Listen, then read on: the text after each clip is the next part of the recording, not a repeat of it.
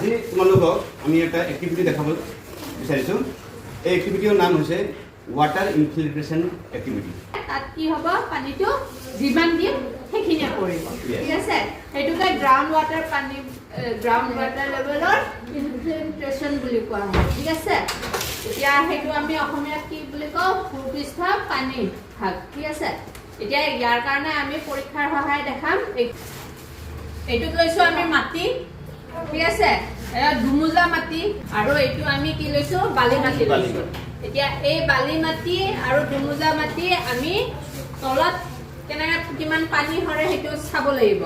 এতিয়া আমি দুমোজা মাটিত পানী দিওঁ, কিমান ভাগ পানী সৰে চাম, ভালকৈ চাবা, ঠিক আছে। আৰু এয়া বালি মাটিত পানী দিওঁ, কিমান পানী পৰি আছে, কিমান পানী পৰি আছে।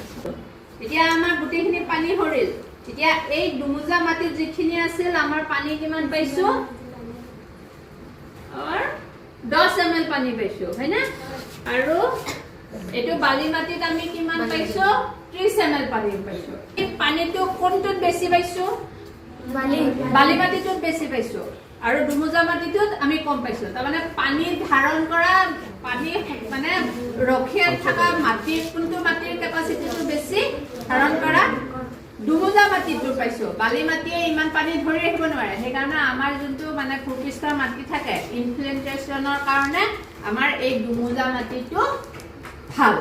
ই সদায় আমাৰ কি কৰে, পানীটো ধৰি ৰাখে। সেইকাৰণে আমি ভূপৃষ্ঠৰ পৰা পানী উলিয়াই কিনি আমি খাব পাৰোঁ। কিন্তু বালি মাটি থাকিলে সি পানীটো এৰি দিয়ে, সি গুচি যায়, নাথাকে, বুজি পাইছা? আৰু আমাৰ দুমোজা মাটি চা, পানীৰ ৰংটো সলনি হৈছে নে নাই? দুমোজা মাটিৰ পানীটো চা, কি ধুনীয়া চাফা।